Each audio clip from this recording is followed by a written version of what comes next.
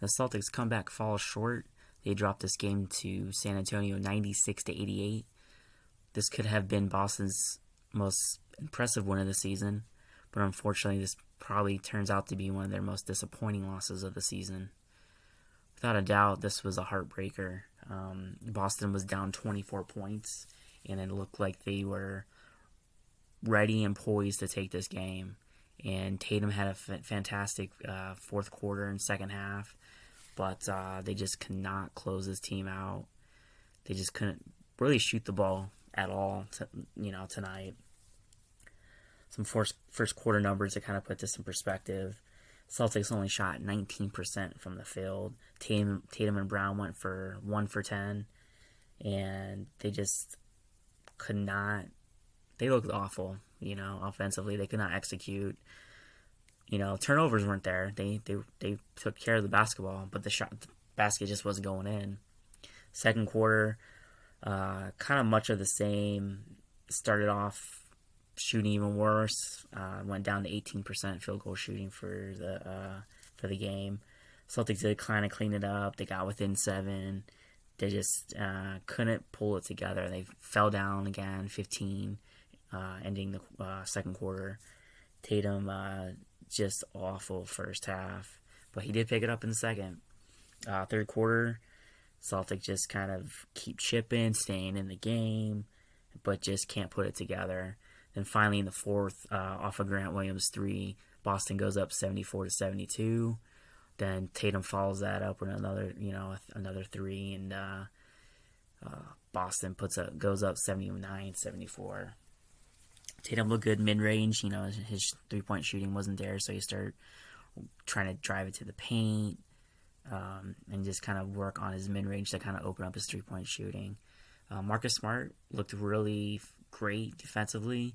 He was doing pretty solid overall, distributing the basketball. He had some flubs, though. I can recall a play where Horford had 3 guys on him in the paint, but Smart just tried to force it. Smart did try to recover by diving for the ball, and it was a jump ball after that point. But now Boston is, 10-10. Gonna have a huge, huge struggle in the coming weeks. They'll play a lot of great teams, and I don't feel very confident Boston's gonna survive it. Jaylen Brown still looks a little winded. He's just not there. He's still kind of on minutes restriction. And Schroeder also had a pretty bad night. One of his, worst nights as a Celtic. Defensively, this team definitely looks good. They do. But their issue is definitely offensively. They just can't put it together yet. Stretches where they look good.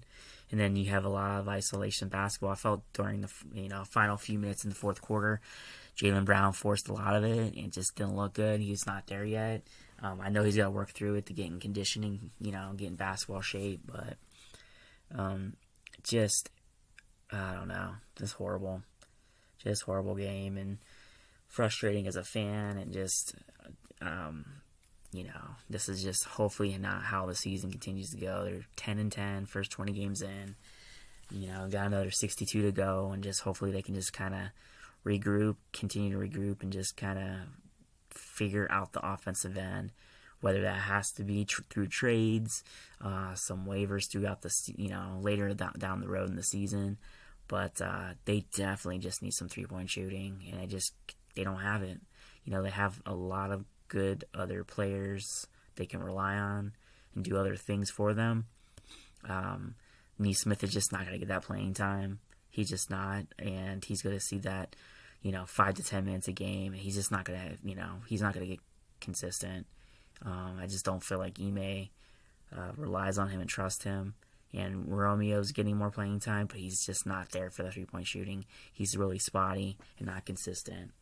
So I guess we have to move on and just focus on the next game, and hopefully the Celtics can just kind of put this behind them and just learn from the last 2 games and try to put another winning streak together. All right, go Celtics.